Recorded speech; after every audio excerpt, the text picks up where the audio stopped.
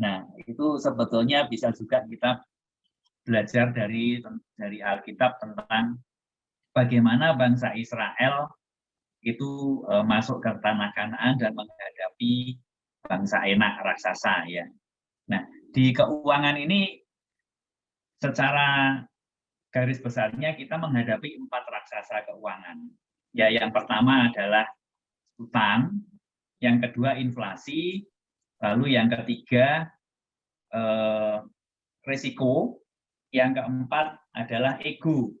Nah, masing-masing itu tentunya punya kendala tersendiri dan punya cara sendiri untuk menghadapinya. Dan yang luar biasa itu Alkitab itu mengajarkan sangat rinci ya, untuk masing-masing raksasa kita menghadapinya bagaimana. Itu luar biasanya kalau kita belajar dari firman Tuhan ya. Nah, kita ngomong satu-satu ya, nggak usah terlalu serius. Kalau ada yang mau nanya nggak apa-apa. Yang pertama kita bicara tentang hutang. Nah, hutang ini adalah raksasa yang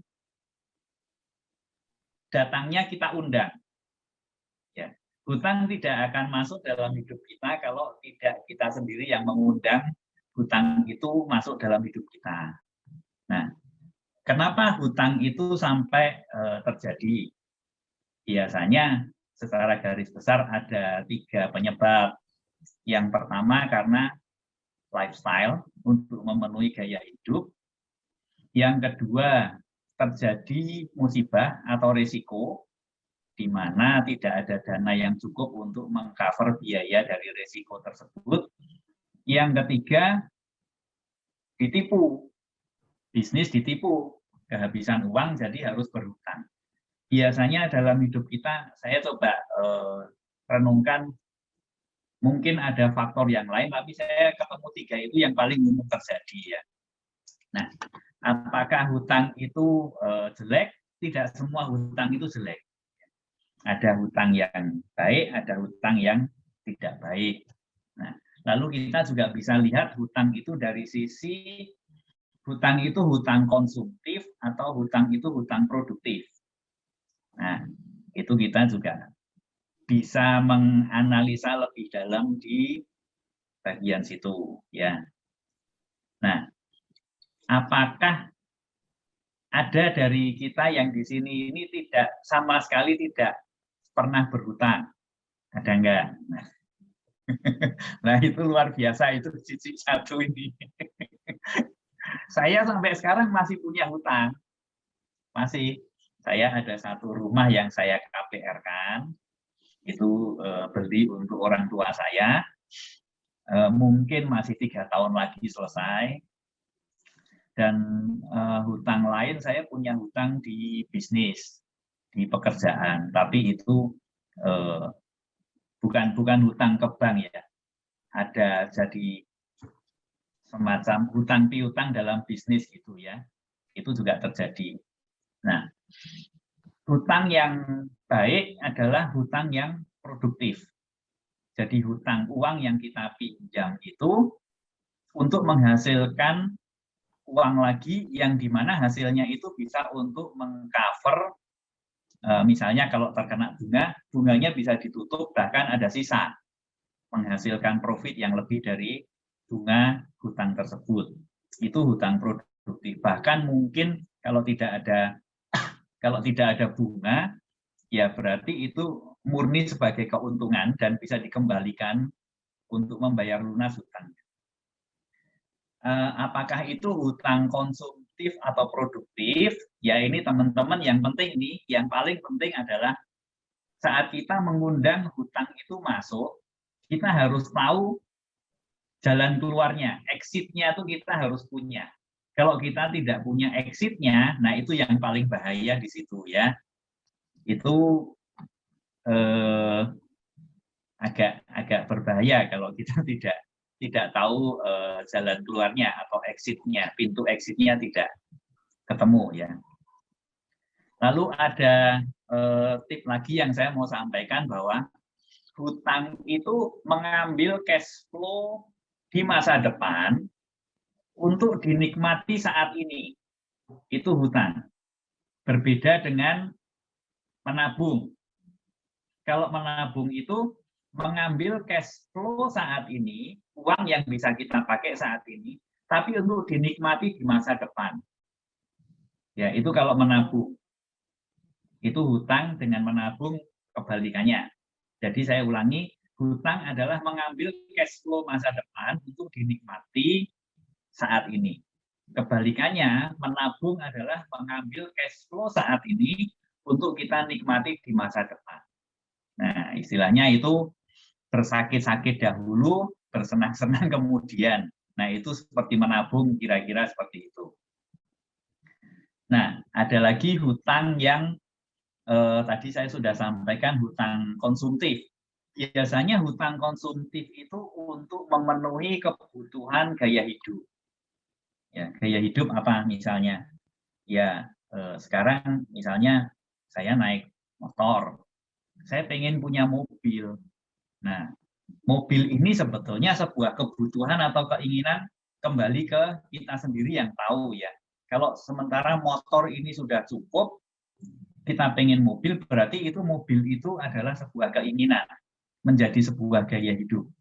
Boleh nggak dipenuhi? Boleh, asal kita tahu cara mengatur keuangannya, bagaimana untuk mendapatkan mobil tersebut. Ya, itu yang paling banyak terjadi adalah gaya hidup. Misalnya handphone, ya. Ini handphone, misalnya saya punya handphone untuk kebutuhan pekerjaan saya cuma butuh untuk hasil foto yang bagus, natural, karena saya banyak berhubungan dengan produk alam. Saya bisnis di bidang perkayuan. Kadang-kadang saya foto kayu, foto produk apa, supaya jelas fotonya, detailnya seperti ini. Kalau ada lubang di mana, ada cacatnya di bagian mana. Saya butuh handphone yang kameranya cukup natural. Yang kedua, saya dipakai untuk apa? Untuk WhatsApp. Ya, WhatsApp untuk, ya semua kita pakai WA. Lalu pakai untuk apa lagi? Email. Pakai untuk email. Lalu pakai untuk apa lagi ya? Paling mungkin sosial media, Instagram, Facebook. Sudah, di luar itu saya nggak pakai. Nah, internet banking ya semua handphone mungkin bisa pakai lah, pakai MBCA atau apa itu living ya, yang mandiri itu living. Itu bisa, semua handphone yang murah pun bisa pakai. Nah, untuk memenuhi kebutuhan tersebut, sebetulnya misalnya nih, saya bukan promosi merek lah ya, cuma saya ambil contoh lah. Misalnya di Samsung A56, itu kameranya sudah bagus sekali. Kameranya bagus, itu handphone kamera. Platform itu sudah bagus, mungkin harganya sekitar 6 juta. Nah, itu cukup untuk memenuhi kebutuhan saya. Baterainya pun tahan sehari, tidak perlu dicas. Tapi kalau kemudian saya masuk memenuhi, tidak membeli handphone tersebut, tapi saya beli ini iPhone 13 Pro. Nah, 13 Plus atau Pro saya nggak tahu lah ya. Harganya berapa? Mungkin 16 juta. Nah, ini gaya hidup. Nah, sementara cash flow saya sebetulnya untuk beli handphone 6 juta itu, cash flow saya ada, saya bayar lunas, saya tidak punya hutang. Tapi karena saya kepengen punya iPhone 13, saya beli iPhone 13. Itu gaya hidup, sudah menjadi gaya hidup, bukan menjadi sebuah kebutuhan lagi. Dan saya harus mengambil kredit karena cash flow saya nggak cukup. Ambil cicilan. Nah, itu terjadi menjadi sebuah hutang. Sementara handphone tersebut, setelah hutang saya lunas mungkin 12 bulan kemudian, harga handphone itu tidak bertambah mahal, tapi makin murah. Nah, ini adalah hutang untuk memenuhi gaya hidup. Ini yang kita harus hati-hati. Ya, sama juga pengen punya mobil. Nah, mobil yang seperti apa? Mungkin kita beli mobil bekas cukup. Ya, itu sudah. Kita pun cukup beli mobil bekas, tidak punya hutang kalau untuk keperluan pribadi. Nanti untuk keperluan bisnis perusahaan tentunya ada kalkulasi sendiri ya, kenapa harus kredit, kenapa harus beli cash. Nah, itu sepintas tentang hutang yang saya bisa kasih gambaran secara garis besarnya. Tentunya masing-masing produktif itu baik. Tapi kalau hutang konsumtif itu yang berbahaya. Harus tahu exit door-nya di mana, pintu keluarnya di mana. Ya, kira-kira gitu dulu, Budi. Kalau ada yang mau ditambahkan, monggo kita ngobrol-ngobrol santai ya. Ya, oke. Tadi yang dibilangin 4 raksasa, 1 hutang, 2 inflasi, 3 apa? Risiko. Risiko, 4 ego. Iya. Yang keempat ego. Bisa jelasin ke empat-empatnya secara singkat gimana tuh, Pak? Oh, gitu ya. Satu-satu nanti dibahas. 4 raksasa tuh artinya terus. Ini mungkin baru tahap 1, ketemu raksasa yang paling favorit katanya gitu. Ya, Yang paling favorit yang kebetulan si Vilanta nggak pernah nemui gitu ya. Padahal semua orang ketemu tuh. Aku dari muda, waktu saya umur 21 tahun saya terima Tuhan. Terus waktu baca Alkitab, saya shock membaca bahwa jangan utang. Ada tuh di Alkitab. Itu tak pegang loh seumur hidup loh. Serius tak pegang. Secara konsisten. Jadi for me it's simple. If I can't afford it, I shouldn't buy it. Iya. Jadi sekarang pun ditawarin mau apa cicil-cicil gratis kok, enggak pokoknya enggak. Prinsip buat aku. Betul. Kalau bisa tidak mengundang hutang dalam hidup kita ya lebih baik jangan diundang. Baik, benar. Jadi mungkin tadi yang dibilangin hutang yang baik itu hutang yang produktif. Mungkin itu bukan hutang yang baik ya. Itu sebetulnya kalau terpaksa ya. Ya, lebih banyak dipakai untuk keperluan bisnis itu sih. Ya, benar. Karena kalau dalam bisnis itu kan ada kalkulasi modal sendiri sama modal pinjaman. Rasionya berapa, kita punya kalkulasi. Iya, terus terang aja ya, aku hal-hal gituan juga yang diajarin di sekolah kan memang waktu itu kan otaknya saya kan waktu aku membaca itu di Alkitab, makanya aku bilang aku tadi cukup shock karena di sekolah kan kita kan diajarin bahwa it's cheaper to lend money, bener kan? Jadi malah kita diajarin untuk hutang gitu, makanya aku waktu baca Alkitab itu aku cukup shock, tapi tak pikir mau ngikutin dunia atau ngikut Tuhan ya, aku ngikut Tuhan toh. Jadi memang itu akhirnya jadi pegangan buat saya. And in my case it worked out great karena aku dari muda sudah kerja. Waktu orang lain kuliah sehari-hari, saya nyari kuliah malam, pagi siangnya saya kerja di kafe. Jadi aku sudah dapat income dari situ kan, anak-anak yang lain masih main-main, aku kerja cari duit, tabung uang. Waktu itu masih hidup dengan mamah, jadi kan tidak bayar apapun. Kuliah pun juga dibiayain oleh orang tua, jadi duit net masuk kantong toh. Nah, itu yang tak tabung seumur hidup, puluhan tahun kan numpuk toh. So it worked out right gitu loh. Iya, betul sekali itu. Ternyata tidak harus hutang loh, ternyata loh sebetulnya. If you played well. Betul sekali. Ya, itu hutang hanya datang kalau kita mengundangnya. Kalau tidak diundang, hutang tidak hadir di hidup kita. Ya. Kalau memang harus diundang, yang penting kita tahu ada pintu keluarnya. Dan kita tahu bahwa hutang dipersilahkan keluar lewat pintu tersebut, ya. Ya, kok secara singkat tadi gimana nek penjelasannya hutang, inflasi, risiko, ego? Monggo, mau saya sampaikan secara singkatnya dulu atau mau satu kalau ada yang mau? Atau nanti masih mau dijelasin ke situ? Nanti akan dijelaskan. Mungkin kepinginnya satu sesi ini tentang hutang. Mungkin ada teman-teman yang mau tanya atau mungkin mau sharing. Ini ada beberapa pertanyaan sih ya dari kolom chat ya. Ini ada pertanyaan nih, KPR tuh termasuk hutang apa tuh? Produktif atau konsumtif? Nah, coba mungkin Gandhi bisa dijelasin nih. Karena sebenarnya tadi kalau bicara tentang hutang kan beragam banget ya. Tadi terutama kalau saya lihat sih kayak hutang usaha itu apakah mungkin kita menghindari gitu loh. Karena namanya usaha kan pasti ada juga nih, hutang usaha itu kan selalu floating ya. Kita bayar, nanti kita dapat lagi gitu kan. Nah itu juga akan termasuk hutang gitu. Jadi mungkin bisa lebih dijelaskan sih. Nah ini pertanyaan pertama nih, bagus nih untuk pemanasan. KPR itu apakah termasuk hutang produktif atau konsumtif? Ya silakan Bu Andi. Oke, KPR-nya untuk rumah pertama atau rumah kedua? Ini yang perlu dijawab dulu.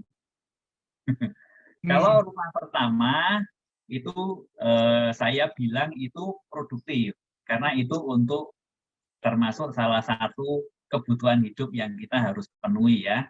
Ya walaupun tidak harus langsung punya rumah, kontrak juga sebetulnya masih bisa ya. Jadi itu ada kalkulasinya,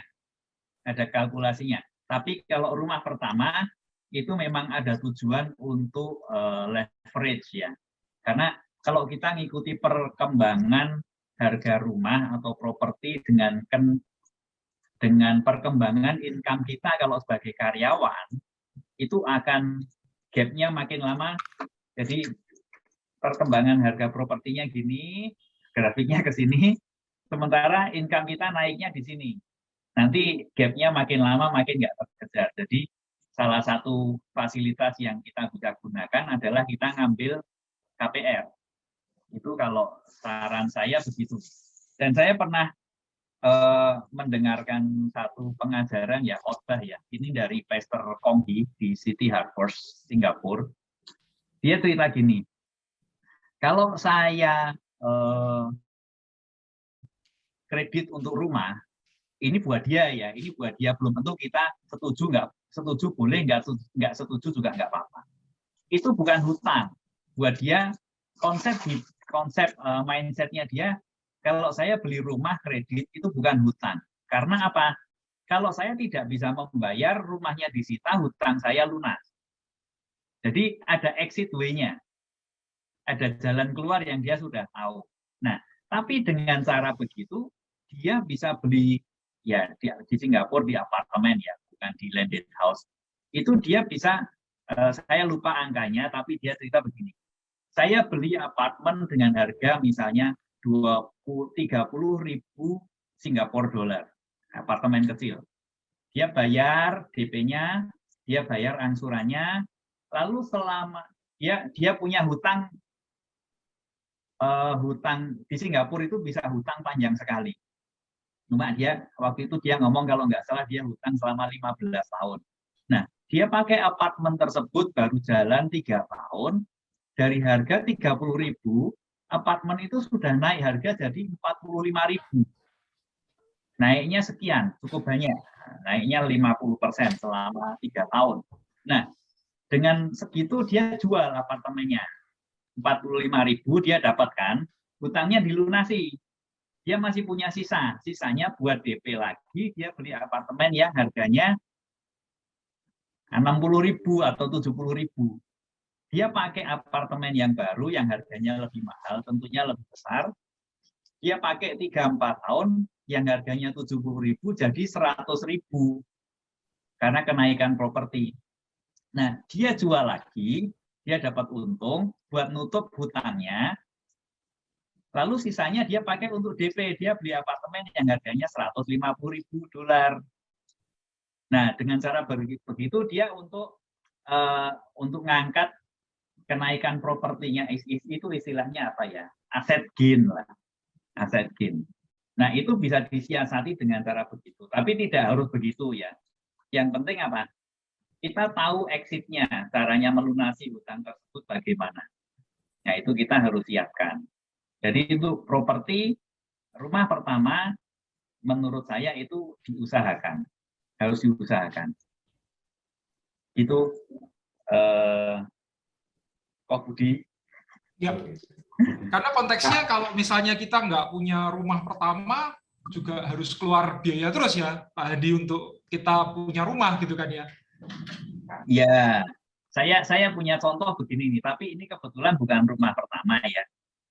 Anak saya kan di Jakarta 2. Saya mau carikan rumah, saya mau beli rumah, atau saya kontrakkan. Saya coba cari-cari, lihat lokasi di Serpong ya. Serpong kan rumahnya klaster bagus-bagus ya. Itu ada rumah dijual, kita sudah lihat apa semua cocok, dijual dengan nilai, dijual dan dikontrakkan, dia pilihannya yang mana gitu ya. Dijual dengan harga 2 miliar. Lalu saya tanya, kalau dikontrakkan berapa setahun?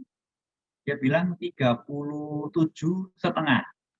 37,5 juta 500. Boleh tawar, boleh. Akhirnya saya tawar-tawaran, ketemunya 30 juta. Nah, kalau misalnya nih saya punya uang 2 miliar, itu saya beli atau saya kontrak? Kontrak kalau segitu. Nah, kalau saya pilih kontrak. Karena uang 2 miliar ini kalau saya investkan di bisnis saya, 1 tahun hasilnya 30 juta ya pasti terlewati. Karena return di bisnis saya itu sekitar 25-27% per tahun. Jadi kalau untuk membayar 30 juta dari 2 miliar itu, saya bisa mendapatkan 30 juta itu kan nggak sampai 2% kalau dibandingkan 2 miliar sebetulnya. Ya 1, sekian persen. 1,5%. 1,5% itu masuk deposito aja dapat. Ya.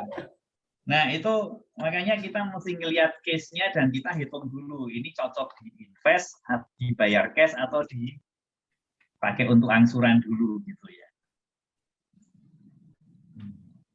Gitu cukup menjawab atau masih kurang jelas? Mungkin Budi Sila bisa membantu. Ini juga ahli keuangan ini, diam-diam. Yuk, Bud, silakan. Mungkin ini ya, saya lebih tertarik untuk yang tadi ya, jual rumah beli lebih tinggi ya tentunya harus dilihat dengan cash flow ya, nggak sekedar melihat opportunity, tapi tentunya juga jangan sampai meledak. Karena dengan rumah yang lebih tinggi tentunya kan angsurannya akan lebih besar. Nah, itu perlu diperhatikan teman-teman. Jadi ya itu aja sih yang saya notice di sini. Tapi caranya bisa juga meningkatkan aset dengan cara seperti itu karena harga rumah memang naiknya lebih cepat ya untuk berinvestasi ya. Itu. Iya. Mau tanya aja nih, Bandi. Tadi kan bicara tentang tahu exitnya itu misal nih kejadian nggak lama ini kan banyak ya ojek online atau taksi online itu kan sebelum pandemi itu kan laris ya, banyak opportunity di sana, orang sampai harus bukan harus ya, orang tuh kredit mobil kemudian untuk dijalankan untuk taksi online. Nah, pada saat pandemi kan kemungkinan banyak kan yang terjadi penurunan dari segi penumpang dan income-nya mereka juga turun. Nah, untuk kredit-kredit seperti ini itu exit-nya contohnya seperti apa? Sebetulnya ya itu kalau dia tidak bisa membayar angsurannya, mobilnya kan diambil oleh pihak leasing ya. Ya begitu mobilnya diambil, hutangnya hilang. Hutangnya kan hilang. Ya, hutangnya hilang. Jadi ya sebetulnya itu alat tukar untuk membayar hutangnya sebetulnya sudah dihitung oleh pihak leasing juga. Walaupun sebetulnya kalau kita lihat dari sisi bisnis leasingnya, mereka untuk narik mobil tersebut itu adalah sebuah kerugian, tapi tentunya mereka sudah punya kalkulasi risikonya. Nah, orangnya yang ditarik mobilnya kan kehilangan pekerjaan, Pak. Artinya kan seperti usaha mulai dari nol lagi bangkrut kan. Iya, tapi dia bebas hutang. Daripada ada loh teman saya mempertahankan mobilnya itu sampai dia cash flow di keluarganya itu dikorbankan demi bayar leasing mobilnya, kan lebih parah, mengorbankan hidup keluarganya dia. Ya itu juga terjadi kasus karena dia tidak punya dana cadangan ya, emergency fund-nya nggak cukup.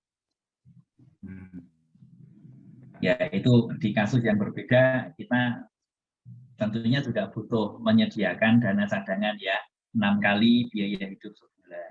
Oh, oke. Jadi ada backup di saat kondisi keuangan tidak stabil, dana cadangan itu bisa dipakai gitu ya, Pak Andi? Betul, betul. Nah, sebelum menyambung ada yang raise hand, Pak Daniel. Saya ini apakah jawabannya terpuaskan? Atau masih ada pertanyaan? Oke. Boleh nanti kalau ada tanya lanjut dulu. Ya. Ini Pak Daniel sudah tidak sabar. Silakan Pak Daniel. Boleh perkenalan Pak juga Andi, dong. selamat malam rekan-rekan Pro ini semua. Ya, selamat malam Pak Daniel. Senang saya bergabung, podo pinter kabeh kok. Top. Ini kok Pak Daniel Purnomo ganti nama kah? Enggak, Daniel Hari Purnomo harinya enggak tahu kok hilang. Ya. Purnomonya diumpetin ya, karena takut nyaingi Pak Petrus Agung Purnomo ya. Ya kebetulan saya, ini kan bincang santai toh. Kebetulan saya ini baru 12 tahun bergerak di leasing. Pak Andi mengatakan bahwa hutang itu ada diundang. Kalau sampai enggak bayar hutang, saya yang datang, kan begitu ya. Ya, kebetulan profesi kami sebagai debt collector sebelum jadi lawyer. Jadi lawyer kebablasan tetap juga jadi debt collector, ya.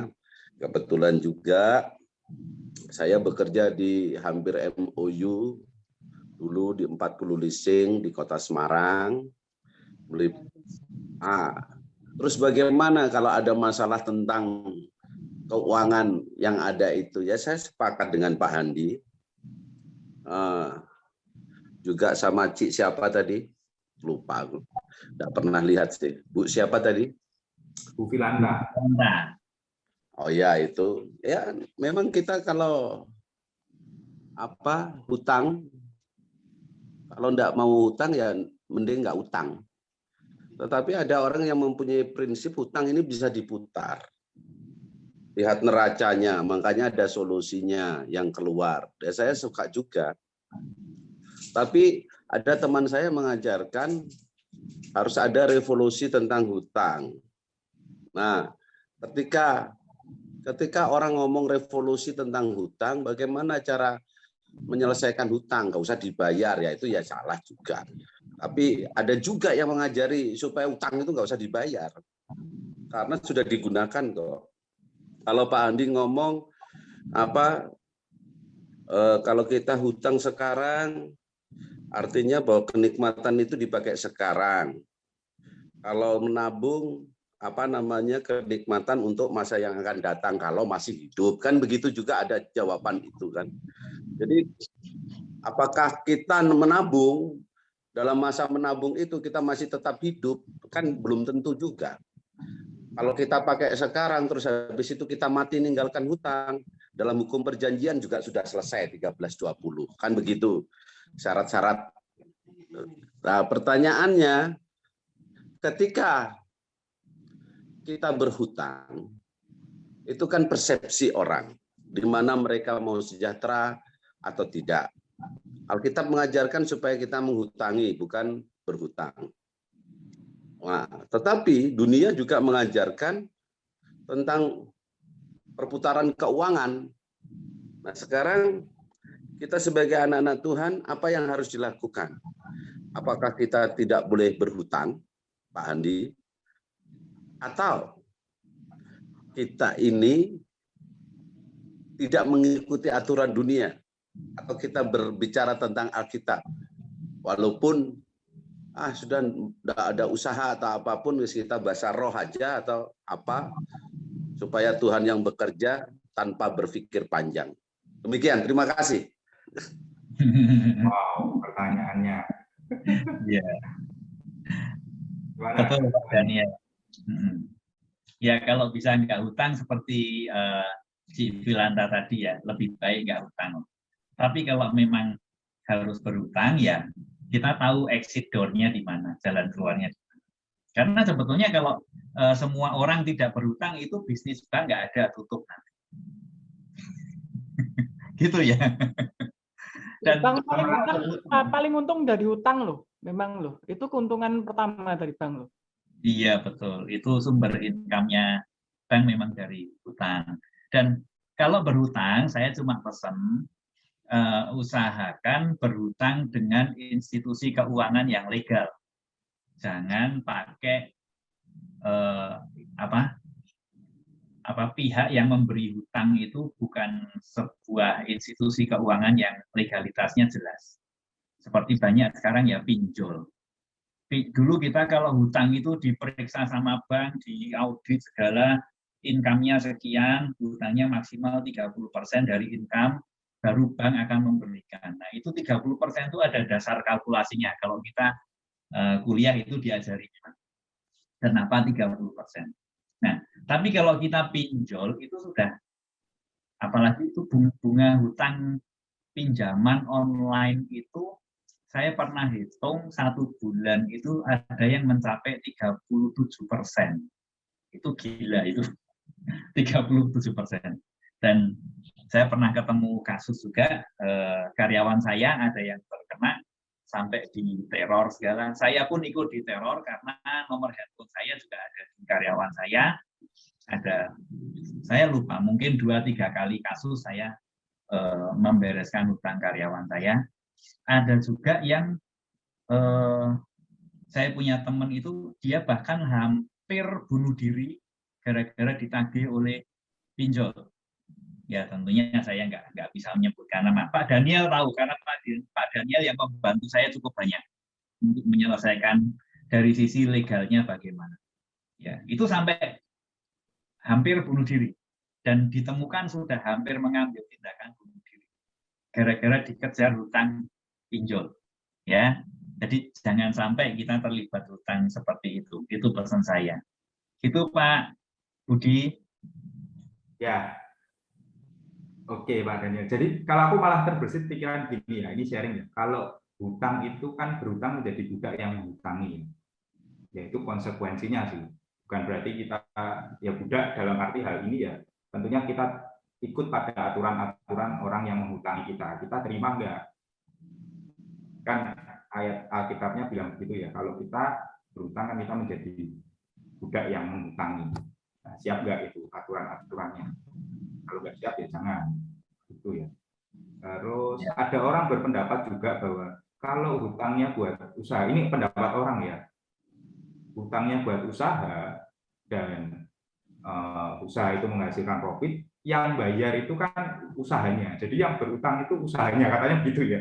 Jadi ini pendapat macam-macam orang yang, ini persepsi ya, saya cuma sharingkan persepsi beberapa orang. Jadi yang berhutang itu usahanya dan yang membayar hutang itu kan dari profit usahanya. Jadi bukan orangnya yang berhutang. Ada yang berpendapat seperti itu juga. Gitu. Betul. Oke. Nah, satu saya jadi ingat nih, Bud.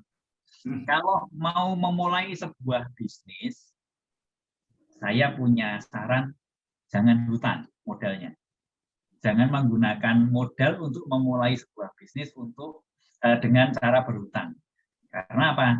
Karena kita tidak tahu bisnis ini nanti akan berhasil atau tidak. Yuk kita merasa, nah merasa itu yang bahaya. Kita merasa ini pasti jalan, pasti profitnya bagus. Tapi kalau ternyata tidak jalan bagaimana? Oh pasti jalan. Nah itu yang susah itu. Karena begitu kita merasa jalan tapi kenyataannya tidak jalan, bagaimana kita mau mengembalikan hutang tersebut? Ya, kalau kita apalagi kalau itu hutang dengan teman, biasanya hutang dengan teman kan tidak ada audit, tidak ada periksaan rasio hutang dengan income-nya seperti apa kan? Nah itu yang bahaya. Nanti jadi teman yang baik jadi bisa hilang. Ya kemarin ya, ajak makan teman, tapi malah makan teman ya, makan uang teman ya. Ya. Ya. Oke. Ada pertanyaan di chat. Lebih ke ini aja ya yang saya bacakan dari Pastor Otu. Pak Handi, coba dibahas tentang hyperinflasi yang akan terjadi setelah pandemi ini. Kita sebagai gereja Tuhan harusnya seperti apa dan instrumen investasi apa yang cocok untuk masa-masa seperti ini. Nah, wah, ini itu. Lanjut ke bab kedua berarti. Tentang raksasa inflasi. Oke, kita santai-santai ya, nggak apa-apa ya. Masuk ke inflasi nggak apa-apa. Nanti balik ke hutang juga nggak apa-apa. inflasi itu termasuk ini, kalau kita ngomong tadi judul di awal ya, raksasa keuangan yang kita tidak perlu undang, dia datang sendiri. Itu inflasi. Entah kita mau, kita tidak mau, inflasi akan datang. Nah, ini sekarang ini seru nih. Mungkin yang terlibat di bisnis industri sangat paham bahwa saat ini kontainer, ya kontainer itu box kotak kontainer itu ya, yang untuk pengiriman barang antar negara lewat laut segala itu sedang menghadapi krisis.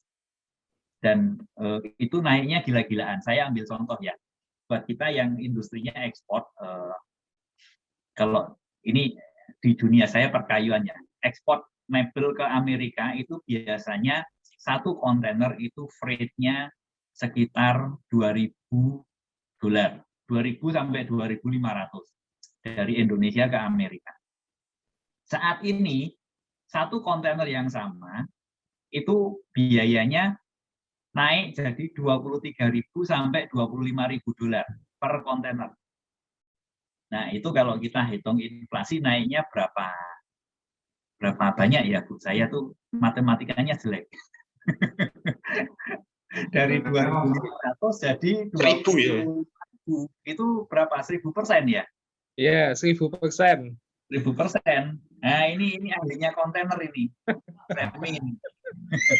Nah, tentunya kalau ini sudah menjadi sebuah krisis global, itu memicu semua negara akhirnya terkena inflasi.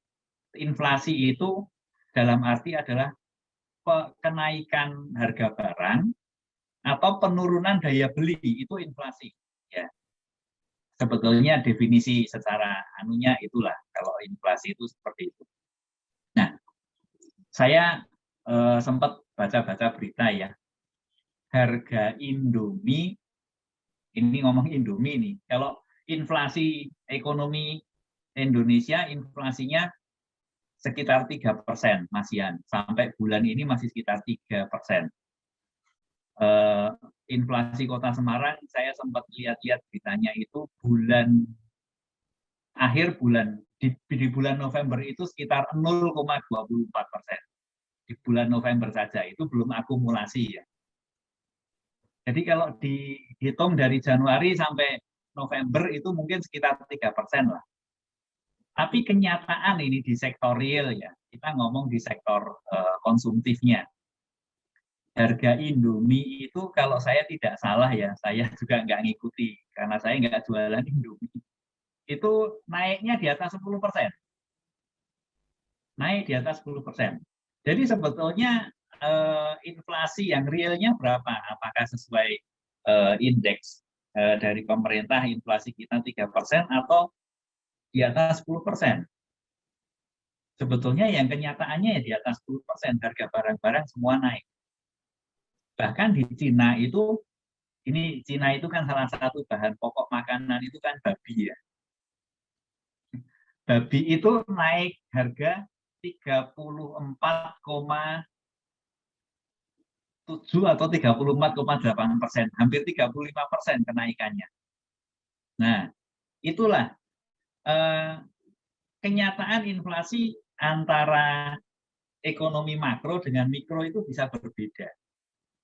Nah, tentunya kalau kita ngomong itu inflasi, ada inflasi keluarga. Di keluarga kita juga bisa terjadi inflasi. Apakah biaya hidup kita bisa mengikuti kenaikan harga barang-barang? Itu kita bisa hitung inflasinya. Inflasi juga dihitung oleh pemerintah di satu daerah, di satu kecamatan dihitung, atau di satu kota dihitung, di satu provinsi dihitung, lalu dihitung di satu negara, itu inflasi. Di Indonesia pernah mengalami inflasi yang paling parah itu tahun 98. Itu sampai 70%, kira-kira 70% inflasinya. Itu pas pertama kali saya beli rumah pertama. Jadi saya kena inflasi gila-gilaan waktu itu. Hitungan gaji saya jadi karyawan, hitungan gaji cukup. Setelah kena inflasi, angsurannya naik, gajinya nggak cukup lagi. Ya cukup sih, tapi harus mengorbankan yang lain. Nah, itu kenyataan inflasi itu Ya, seperti itu. Tapi apakah inflasi itu tidak sehat? Inflasi itu dibutuhkan. Karena inflasi juga sebagai tanda bahwa perekonomian itu meningkat, daya beli masyarakat naik. Karena kalau tidak ada inflasi seperti di Jepang itu justru terjadi kebalikannya. Itu juga nggak baik, Nah, kalau ngomong inflasi diatasi dengan cara apa? Kalau kita ngomong di Alkitab itu kita belajar tentang investasi, ya. Investasi. Nah, Tuhan juga ngajar perumpamaan tentang 5 talenta, 2 talenta, 1 talenta. Kalau kita lihat di Alkitab bahasa Inggris itu perikop dari bagian itu tuh judulnya The Story About Investment. Jadi Alkitab mengajarkan cerita tentang investasi. Tuhan menaruh sesuatu dalam hidup kita itu adalah sebuah investasi di mana Tuhan mengharapkan ada hasilnya.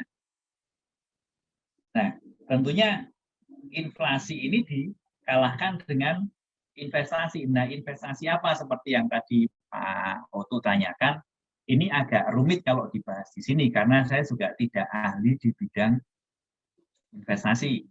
Saya cuma ngerti bisnis saya investasi di bisnis saya. Sementara di investasi yang lain, saya nitip ke ahli di bidangnya. Jadi kalau reksadana, ya saya titip ke bank.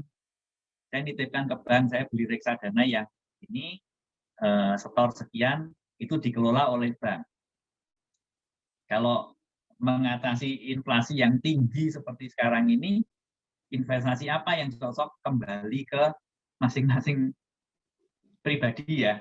Kalau menurut saya kembali ke masing-masing pribadi karena profil risiko dari masing-masing orang berbeda. Jadi jangan sampai disamakan. Oh ini hasilnya gede. Biasanya ya high return high risk. Siap nggak dengan hal seperti itu? Ya.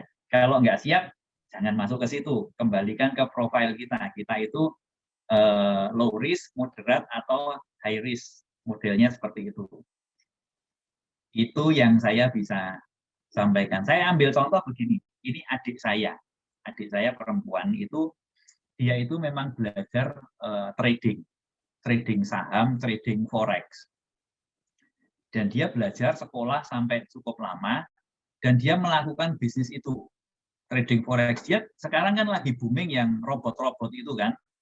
Itu dia sudah trading sebelum ada robot-robot, dia sudah trading manual. Dia ngikuti caranya harus gimana, dia ikuti. Nah, sekarang ada robot, dia juga ikut yang robot, tapi yang dengan dia ikut yang robot ini dia ngerti cara kerjanya seperti apa, bukan sekedar ngikut-ngikut. Nah, dia masuk di salah satu robot yang dia pakai, dia sempat WA saya, wah robotku yang ini 1 minggu ini loss 46%. Loh, 1 minggu 46% loh. Itu kalau orang yang nggak siap mentalnya, pokoknya sebulan 10%, sebulan 10%. Tidak semua robot seperti itu. Ya. 1 minggu loss 46%, ya dia nggak stres, karena memang kerjaan dia di situ. Dia berani ambil resiko itu. Tapi kalau saya nggak bisa ngikuti, ya saya nggak akan invest di robot yang seperti itu. Nah, itu profil risiko menentukan kita harus investasi di mana. Tapi bisa juga dia dalam seminggu itu profit 53%, bisa juga. Nah, siap nggak kita hidup dengan roller coaster seperti itu nih? Itu masing-masing orang berbeda ya. Mungkin itu bisa sedikit menjawab. Saya tahu tidak bisa memuaskan ya, karena kalau investasi di bidang apa ini, sekarang memang kita investasi itu adalah tool. Dan untuk mencapai sebuah tujuan tentunya toolsnya berbeda-beda nih. Itu hanya kendaraan. Itu kendaraan. Investasi itu kendaraan. Kalau kita mau ke ini dari Semarang ke Jakarta, tujuannya sudah jelas ke Jakarta. Kita mau tempuh dalam jangka waktu berapa? 1 jam, berarti kita pakainya pesawat, alatnya pesawat. Tapi kalau nggak apa-apa, 4 jam, 5 jam nggak apa-apa, berarti kita bisa naik mobil. Itu toolsnya, investasi toolsnya. Kira-kira gitu. Siapa tadi? Pak Budi. Ya, ya. Mr. Otu tadi. Nah, Ya. kalau bicara inflasi, thank you Pak Adi banyak menjelaskan. Apakah ada yang perlu ditambahkan atau ditanyakan tentang inflasi dan cara mengalahkannya? Kalau mungkin saya boleh sedikit sharing ya tentang berinvestasi itu ya. Ya ada rambu-rambu, jangan berenang di kolam yang tidak kita ketahui kedalamannya atau isinya apa. Ya, investasi yang pertama ya leher ke atas dulu, cari tahu dulu supaya resikonya atau apa aja yang kita itu kita tahu. Itu sih yang saya dapat warning, karena dulu saya main saham ya tertariknya untung Pak. Saya 2008 tuh nggak tahu apa-apa, tahu main saham itu cuman wah kok untung naik sehari naik segini ya ikut masuk. Ternyata hari ini masuk, besoknya harganya turun. Dan sampai hari ini ada loh, masih ada saham-saham yang belum kembali harganya. Itu sih. Jadi cari tahu dulu lebih penting, pelajari dan ya baru putuskan yang mana. Gitu. Nah, lanjut nih, ada yang tanya nih. Wah, thank you, Pastor Otu. Kemudian Pak Daniel Purnomo nanduk ini, tambah lagi tanyanya. Pak Andi, dana darurat dulu atau bayar hutang dulu? Oh gitu. Menurut Ya, Budi, ada pertanyaan. Dana darurat dulu atau bayar hutang dulu? kalau saya bayar hutang dulu. Kalau ya dilihat ya, hutangnya seperti apa itu? Bunganya mencekik atau seperti apa? Karena kalau nggak punya dana darurat juga bisa menyebabkan timbulnya hutang yang lain. Oh. Bisa jadi. Memang Nah, harus dihitung ya, Bud. Harus dihitung ya. Misalnya hutang itu bisa diangsur. Misalnya hutang, misalnya nih ambil contoh lah, hutang sebulan harus diangsur 1 juta. Nah, tapi saya bisa menyisihkan 1 bulan 1,5 juta. Berarti yang 500 saya bisa sisihkan untuk dana darurat, ngisi pos dana darurat. Gitu ya. Tapi kalau cuma bisa menyisihkan untuk bayar hutang 1 juta, ya untuk bayar hutang dulu. Ya, betul. Setuju. Kalau ya kemarin cerita sama teman saya ada cerita. Dia punya bisnis ya, saya tanya kalau beli mobil itu gimana? Oh saya KKB aja, karena bunga nyicil mobil itu 4%, walaupun angsuran ya kayak kredit tuh dikali 2 katanya, 4% itu setara 8%. Tapi dari situ saya bisa muterin duit tuh katanya, saya bisa muterin dan lebih menguntungkan di usaha sendiri. Dia memilih seperti itu, hutang, mobilnya dicicil gitu. Ini pribadi orang masing-masing ya. Kalau saya sih lebih suka menyiapkan semua. Jadi dari yang kita dapat ada budgetnya tuh. Mungkin nanti Pak Andi akan sharing tentang budgeting ya. Nah, di situ lebih aman sih. Bisnis bisa naik dan turun, tapi keluarga jangan ikut naik dan turun ya Pak Andi ya. Betul. Betul, keluarga nomor 1. Ya, keluarga nomor 1. Oke, Kok Budi? Ya. Where are you? Ada yang mau ditambahkan? Oh enggak, silakan.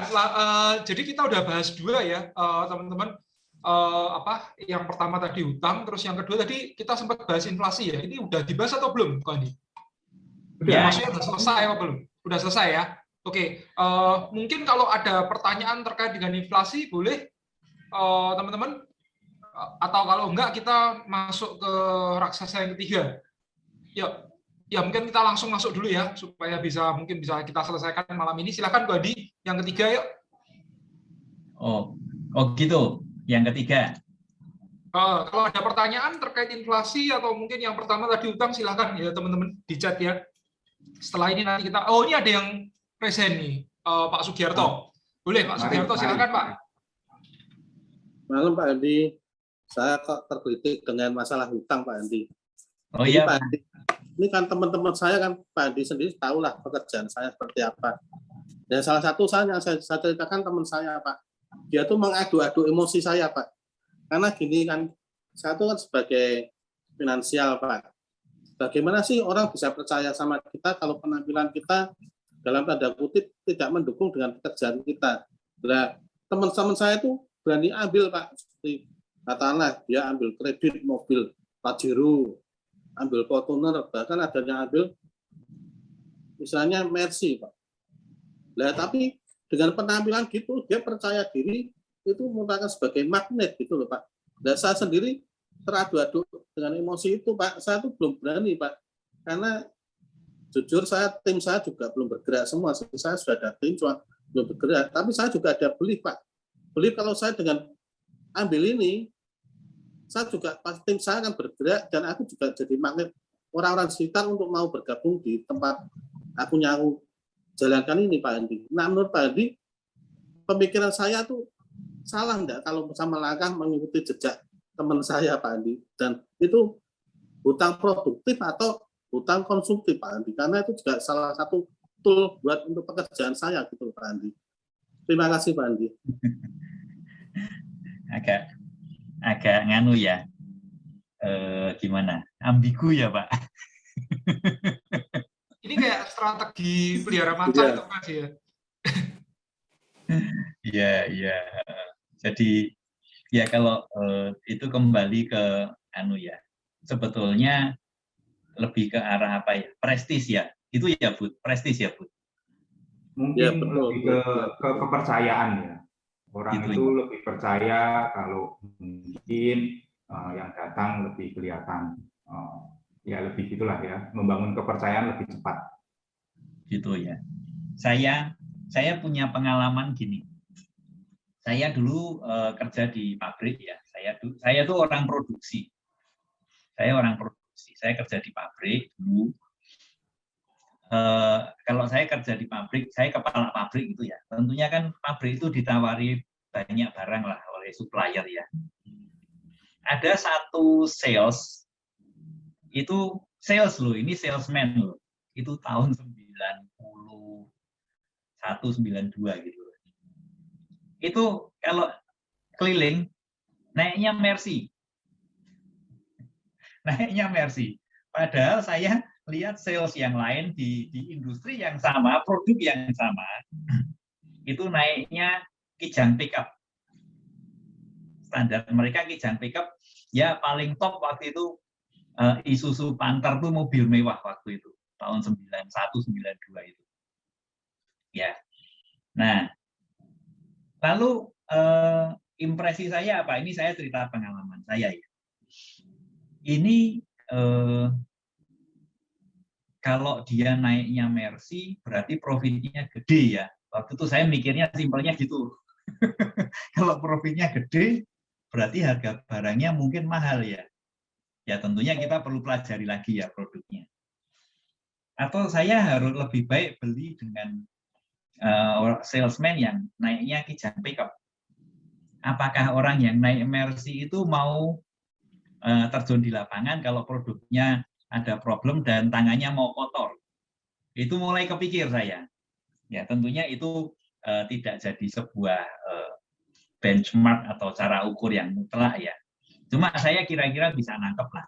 Kalau kira-kira di bisnis keuangan, di bidang institusi keuangan, itu bahwa ada orang-orang yang berpikir dengan mindset bahwa kalau mobilku itu mobil yang mewah, itu punya daya tarik, atau paling tidak orang melihat saya, orang menghargai saya.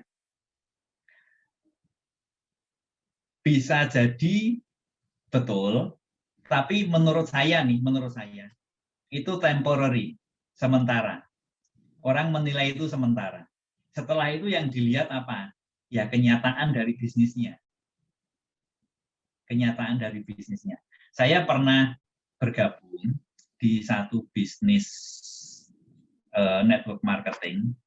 Di situ bahkan kalau di network marketing itu kan orang suka, oh aku dapat bonus ini, aku bisa beli BMW, bisa beli ini. Tapi sebetulnya apakah itu BMW-nya dia pegang BPKB-nya atau BPKB-nya dijaminkan, kita nggak tahu ya. Itu yang jadi Jadi yang sisi gelapnya yang kita nggak tahu. Nah, kalau ngelihat dari sisi situnya, sebetulnya di bisnis saya waktu itu yang saya ikut bergabung di network marketing, itu bahkan mengajarkan kalau kamu sanggup beli mobil itu silahkan beli, tapi dengan hasil bisnis dari bisnis ini, jangan karena hutang. Dia menyarankan gitu. Itu di bisnis network marketing saya mengajarkan begitu. Lebih baik kamu punya mobil yang sederhana, tapi fungsinya tercapai dan kamu bisa menghasilkan hasil yang sebetulnya tidak kalah dengan mobil yang mewah. Karena kan dilihat dari sisi fungsinya. Kalau saya melihat seperti itu, mungkin ada yang tidak setuju, nggak apa-apa. Kalau saya sih nggak begitu setuju dengan orang lihat dari sisi prestisnya ya. Karena ujung-ujungnya bisnis akan dilihat bagaimana kita menyampaikan sesuatu dengan produk yang kita tawarkan, bagaimana kita melakukan servis, bagaimana kualitas kita dan integritas kita di pekerjaan tersebut. Itu mungkin agak nggak bisa menjawab, tapi itu yang bisa saya sampaikan Pak Sugiarto. Baik Pak Andi, terima kasih Pak buat insight-nya Pak.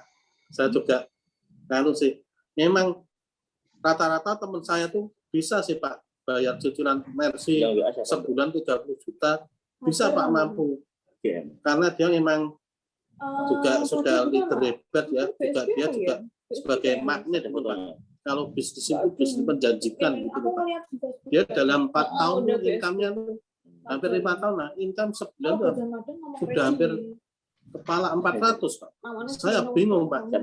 Dibilang mungkin nggak mungkin, tapi banyak Pak di bisnis itu percepatan income-nya tuh boom gitu loh Pak. Makanya saya juga teradu emosi saya Pak.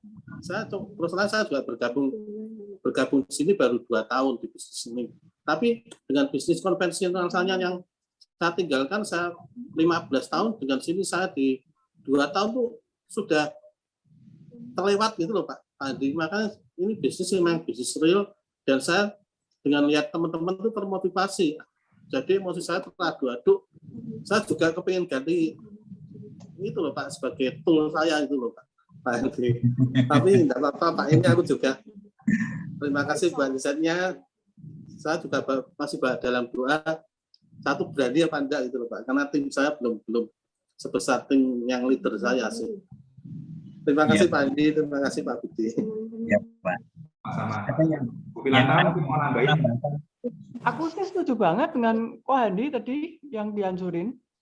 Jadi enggak usah ngelihat orang lain. Kalau Pak Sugiarto sudah biasanya dengan cara yang konvensional, itu biasanya konsep konvensional itu lebih aman biasanya.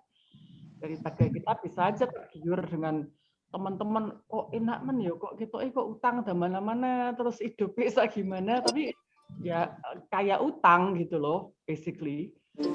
It seems to go well for a while, and then tahu-tahu pas lagi COVID begini, banyak yang bangkrut kan. Murah. Ya, banyak yang kolaps karena tahu-tahu jadi apa namanya, jadi ya nggak bisa bayar gitu kan. Nggak usah tergiur dengan hal-hal gituan kalau menurut saya. Kalau bisa cara aman, ngapain ngambil yang enggak gitu. Utang banyak tuh kan kelihatan nih, as long as things go well, ekonomi pas lagi booming, seakan-akan baik-baik semua. Begitu ekonomi drop, waduh, beneran itu. Banyak kan, sudah banyak teman saya yang banyak sekali. Nah, hidup dalam utang tuh stres berat loh Pak, stres berat. Betul. Tiap hari nanya. Tapi ya luar biasanya tuh ini Bu Belanda, bisnis kita itu di kondisi pandemi malah naik gitu loh Bu. Ya puji Tuhan loh. Gitu sih. Tapi bukan artinya terus naik terus harus itu kan, oh ya kita harus upgrade apa segala macam-macam. Untuk aku setuju dengan Pak Andi, saya sendiri juga background-nya dari produksi ya, dari manufacturing juga ya. aku pun juga mikirnya lain loh. Jadi kalau ada supplier yang pakai mobilnya kelewat mewah gitu, tak pikir, waduh, juga sama. Ambil profitnya artinya terlalu banyak itu perusahaan. Itu juga sama loh. Jadi ada sebagian orang yang pikirnya begitu. Jadi it's not always good to pakai yang mobil yang kelewat mewah dan lain-lain. First impression-nya orang mungkin impressed, tapi cuman itu aja. Begitu mikir ada waktu untuk mikir sebentar, terus pikir, wah, pantesan harganya sak gitu lah, wong. Naik mobilnya juga sak gitu, Ya, baik Bu Filanta. Thank you Bu Filanta, thank you Pak Edi. Aku setuju banget dengan itu komentarnya Pak Handi tadi. Yes. Pak Daniel mau menambahkan menarik ini. Udah Pak Sugi. Ya, thank you Pak. Thank you.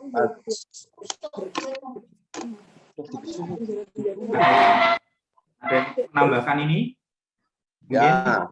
Tentang lifestyle untuk membangun bisnis, untuk meningkatkan branding mungkin ya maksudnya. Ini mengasih masukan nih. Jadi ini mungkin itu ya Pak, ya masukan yang saya alami sih. Jadi saya kan memang tadi yang Pak Andi sempat sebutkan, saya bergerak di dunia forwarding ya untuk ekspor impor itu. Sebetulnya yang kita jual itu adalah jual sebuah kepercayaan. Artinya kadangkala waktu saya menyampaikan sesuatu produk, kan kita tidak punya produk yang ada real mereka lihat gitu loh.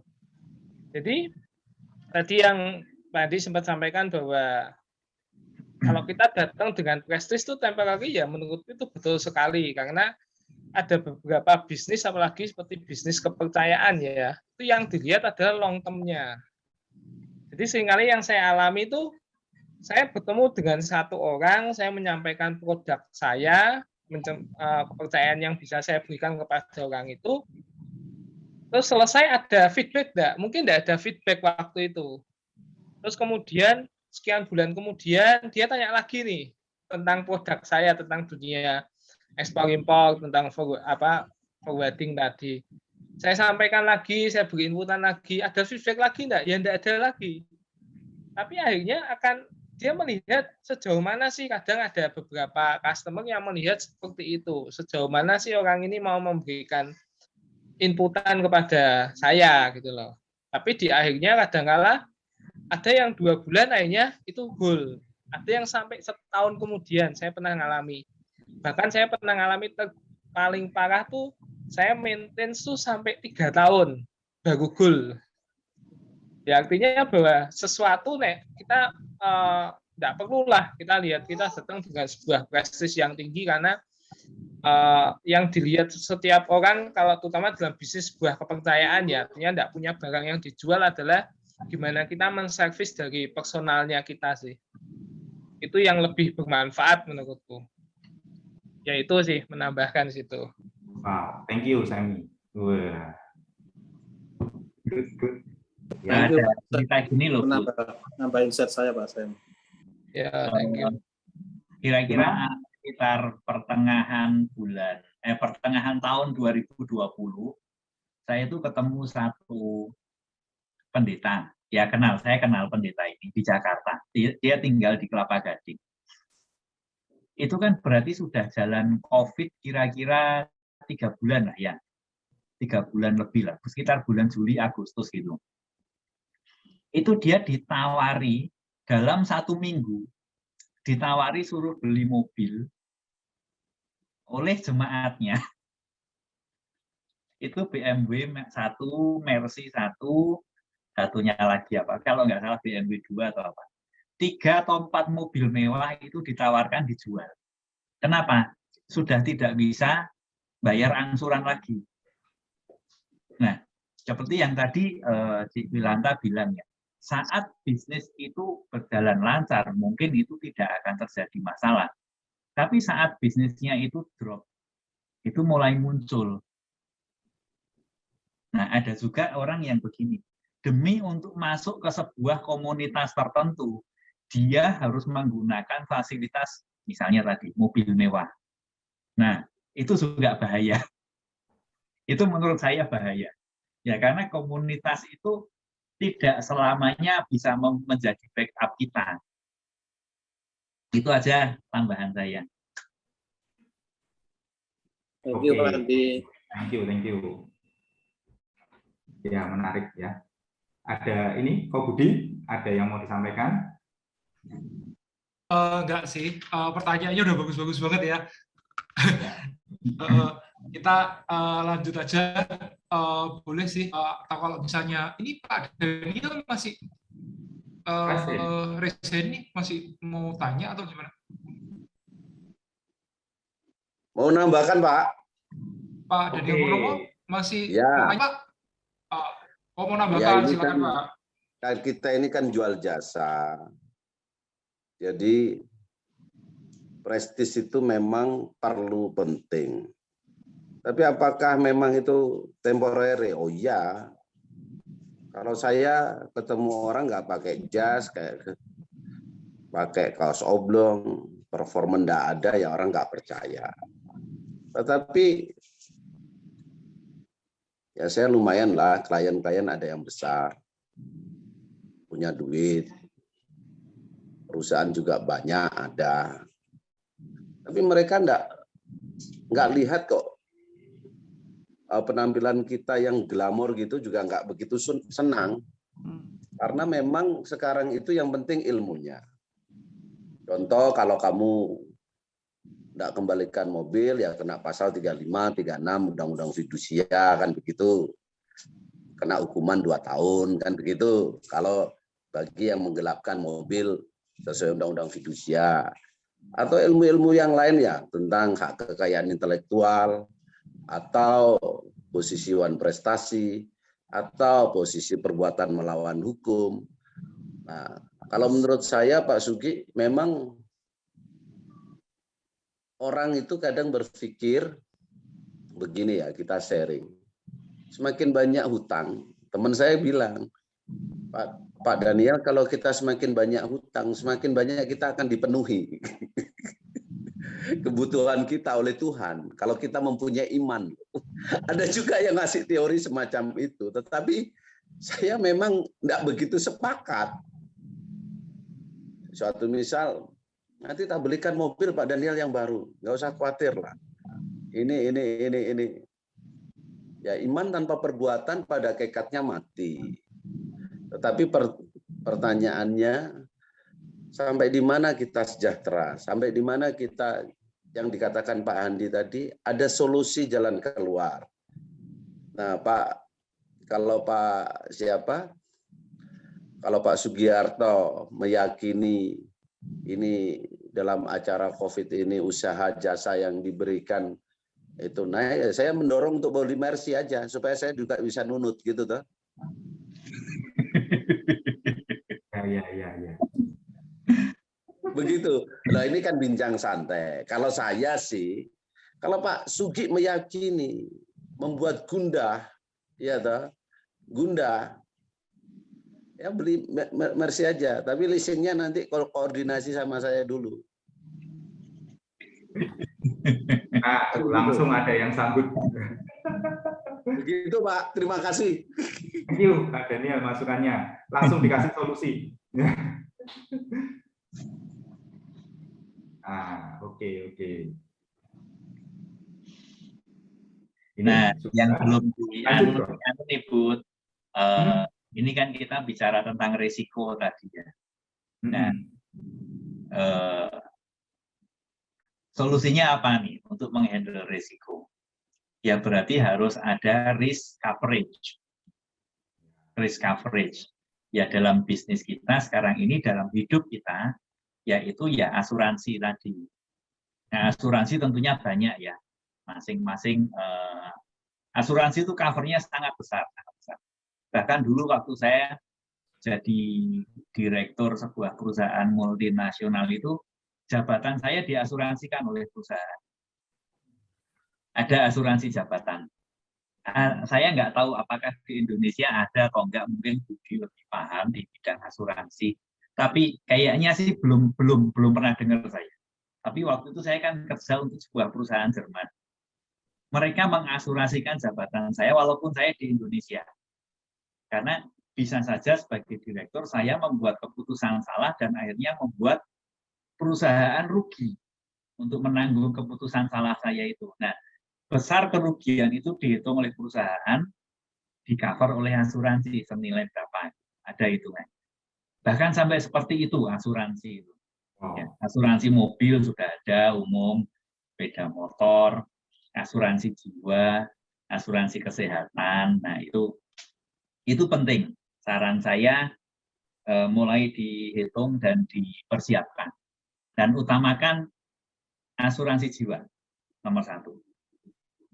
Terutama untuk penghasil income, pemberi nafkah. Ya, itu harus diproteksi income-nya. Bukan diproteksi jiwanya. Tidak ada yang bisa memproteksi jiwa ya. Yang diproteksi adalah income-nya, cuma namanya asuransi jiwa. Ya. Itu aja. Ya. Bicara resiko pasti ada resiko murni katanya Pak. Murni itu resiko yang nggak bisa dihindari mungkin ya. Atau ada resiko yang bisa dihindari, dipindahkan atau dikurangi. Betul. Mengurangi contohnya apa ya? Kalau di jalan kita mengurangi resiko dengan menyeberang tengok kanan kiri, itu mengurangi resiko. Atau memakai helm supaya resikonya amit-amit jatuh juga nggak terlalu fatal. Atau memindahkan seperti cara Pak Andi tadi juga melalui asuransi bisa. Atau ya kalau punya dana sendiri ya juga mungkin nggak masalah bagi orang ya Pak. Oh saya ada asuransi, saya punya uang sendiri itu di brankas saya nggak habis-habis ya mungkin bisa ya. Tapi ada cara yang mungkin lebih simple ya dengan berasuransi ya. Itu sih apa ya, bicara resiko apa Pak? Resiko nggak cuma asuransi, ada yang resiko spekulatif bisnis mungkin Pak. Mungkin itu kan ada bisnis, ada resiko juga kan, mau berinvestasi atau mau pengembangan bisnis itu. Betul. Di dalam bisnis itu kalau kita di bisnis ya, asuransi itu sangat wajar ya dalam hal bisnis ya. Bahkan seperti yang saya tadi bidangnya kan forwarding company ya, untuk jasa servis kontainer kapal laut apa gitu. Kontainer pun diasuransikan. Barang yang kita beli dari luar negeri masuk ke Indonesia itu ada satu kondisi dinamakannya CIF. Itu termasuk asuransi sampai di pelabuhan tujuan. Kalau terjadi kecelakaan kapalnya tenggelam, nah itu kita bisa dapat ganti. Di pengalaman saya di bisnis itu saya pernah ya, itu ada yang namanya credit insurance. Saya pernah kena hack oleh hacker karena komunikasi emailnya dihack. Itu akhirnya orang saya itu transfer ke rekening yang dibelokkan. Itu nilainya lumayan waktu itu transfer uang kalau saya nggak salah ingat $67.000. Berarti hampir 1 M ya. Itu karena diasuransikan, dari pihak asuransi akhirnya mengganti, memang tidak 100%, ada kalkulasinya, tapi diganti sekitar 59.000. Lumayan kan?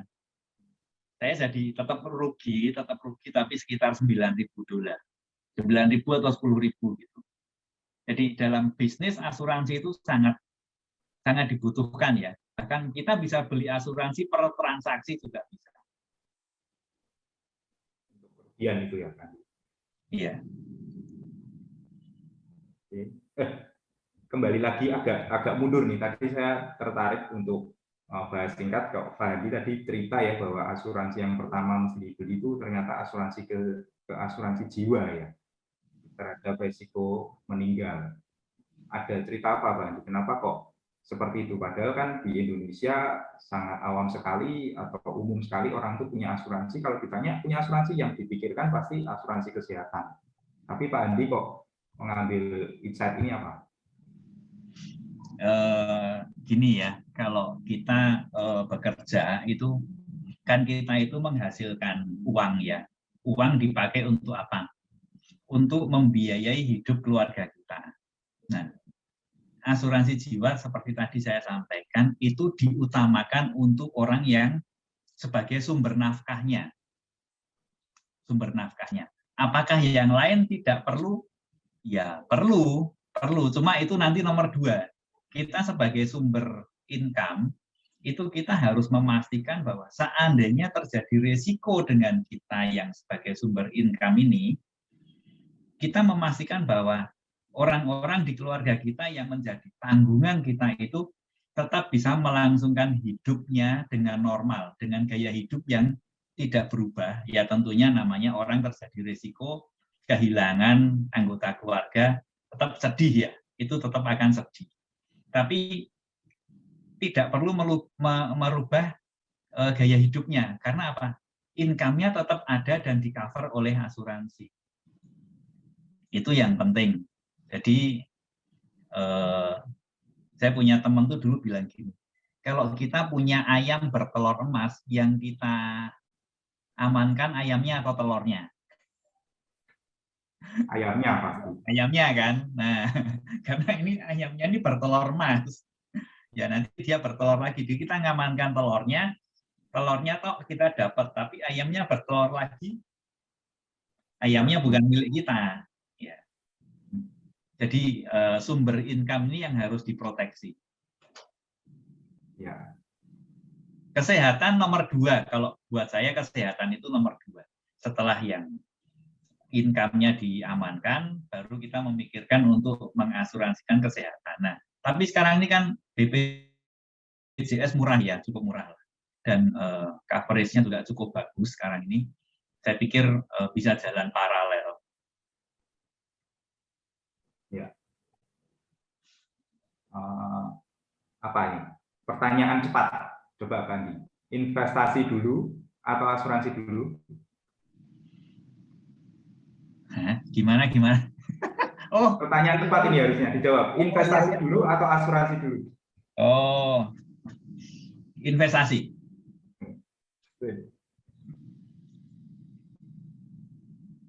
Oke, ya itu aja tanya tadi. Oke, kalau saya investasi. Boleh tahu kenapa? Gimana caranya ini? Karena dari investasi saya dapat return. Dari return itu saya bisa alokasikan untuk asuransi. Ya. Betul sekali. Jadi keuntungannya diambil sebagian untuk mengamankan 100%-nya, gitu ya? Iya, betul. Oke. Ada lagi ini bicara tentang resiko. Mungkin yang lain ada yang mau nambahi, nggak apa-apa loh. Boleh.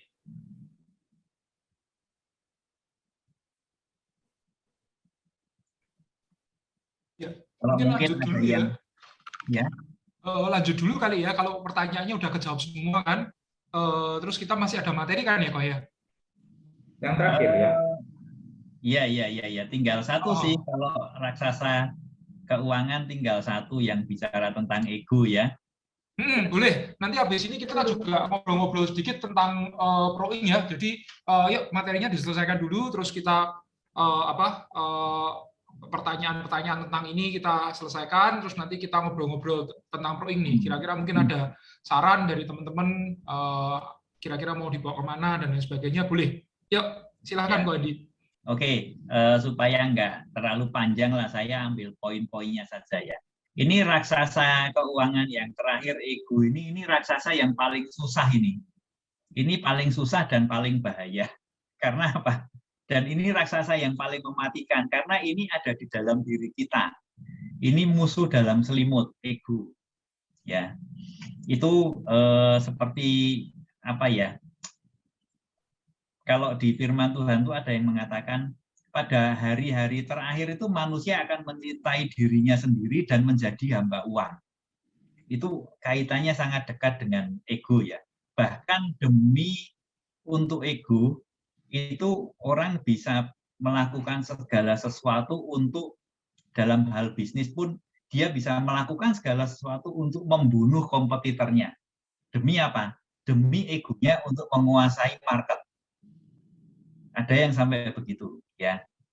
Jadi ini yang paling bahaya. Kalau saya belakangan banyak belajar tentang mindset, ya. Firman Tuhan juga mengatakan bahwa berubahlah oleh pembaharuan budimu. Kalau saya tidak salah itu ada di Roma 12 ayat kedua, ya. Itu do not be conformed to the pattern of this world.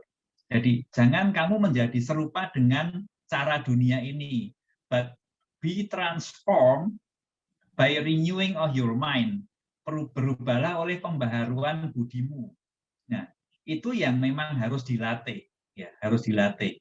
Ego itu bisa dikalahkan dengan perubahan mindset, dengan kasih, ya, kasih Tuhan. Itu sangat kuat untuk merubah ego kita. Jadi ini raksasa yang paling susah dikalahkan dan ini perjuangan seumur hidup, ya. Tapi ini penting sekali, ya. Jadi dan saya juga nggak bisa membahas terlalu banyak di sini karena ini memang butuh waktu dan butuh perjalanan untuk latihan perubahan mindset. Itu aja, Budi. Ya, thank you, Pak. Kalau tentang ego, saya cuma punya prinsip ini, ya, namanya ikhlas. Saat diberi, ya kita terima dengan ikhlas. Saat diambil juga kita lepaskan dengan ikhlas, sehingga nggak terlalu melekat, ya. Melekatan itu kan juga, ya, hidup ini kan titipan katanya gitu, ya. Dan doa kita kan dititipkan yang banyak. Nah, tapi kalau namanya titipan kan sometimes ada waktunya diambil, ada waktunya diganti dengan yang baru. Ya, enjoy aja lah. Betul. Ya, firman Tuhan ngomong berkat Tuhanlah yang menjadikan kaya, ya. Susah payah tidak menambahinya. Itu di Amsal bilang gitu, ya. Dan saya ingat sekali satu statement yang diucapkan oleh penginjil terkenal, ya, Billy Graham. Dia ngomong gitu. When God takes something from your hand, believe that He will put something better into your hand. Jadi saat Tuhan mengambil sesuatu dari tanganmu, percayalah Dia itu sedang menyiapkan sesuatu yang lebih baik untuk ditaruh di tanganmu. Itu prinsip yang sangat bagus, ya. Billy Graham kasih statement yang sangat kuat. Dan itu saya dengar sekali sampai sekarang saya nggak lupa. Itu bicara tentang ego, ya. Amin. Setuju Pak Adi. Oke, sudah 4 raksasa kita temuin dan kita kenalan. Aku mau nanya yang lain, ya, yang tadi nggak dijelasin untuk di raksasa, tapi yang Ko Handi kemarin-kemarin pernah posting di grup itu loh, kok. Yang ini loh. Apa sih? Oh, itu. Nah, ini loh. Oh, Yang ya. Nah, ini barusan tak kirim di grup juga. Ini Menara keuangan. Ini kan tulisannya kan kebutuhan dasar, terus ada emergency fund sebesar 3-6 kali cost of living, and then keamanan keluarga, asuransi, proteksi aset and income 100 kali dari cost of living. Betul. Kita hitung-hitung 100 kali dari cost of living, itu artinya apakah dari situ terus nanti kita bisa pensiun? Soalnya tak reken-reken, misalnya nih gaji atau cost of living dikalikan 100 kali, terus hampir 9 tahun sih. Hampir 9 tahun untuk biaya hidup. Iya, tapi terus kalau kita ngitung cuman dari profit, dari misalnya deposito 4% nih, misalnya nih, itu jatuhnya enggak seberapa loh, kok.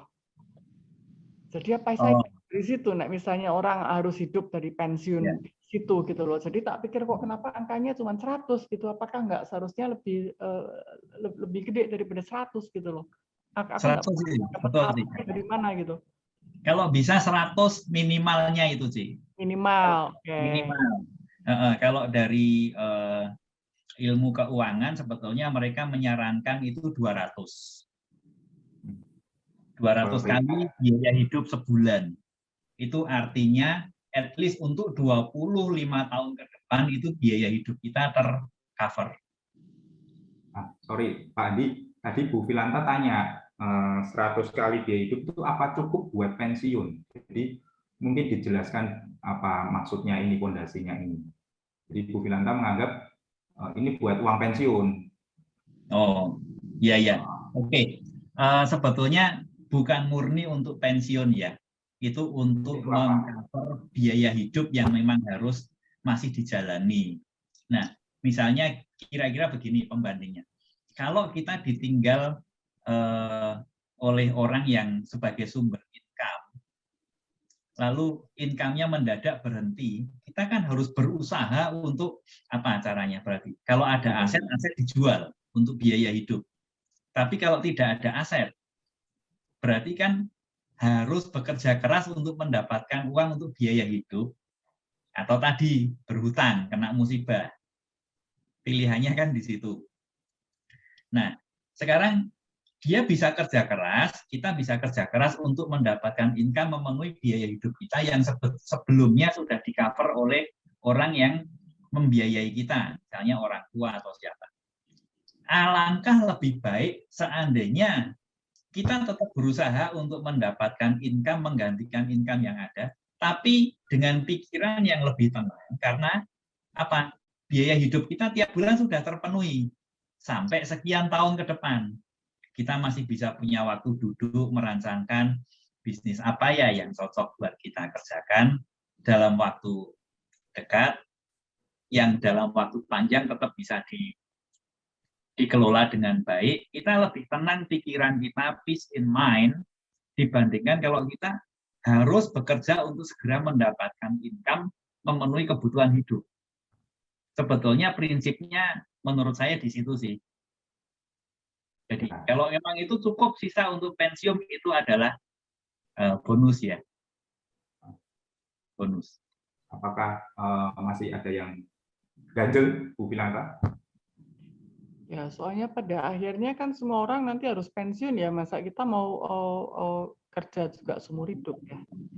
Kali yang punya pekerjaan sendiri kan ya bisa orang lain yang jalanin gitu kan. Masa kita umur 70-80 tahun juga masih enggak semua orang mau kan.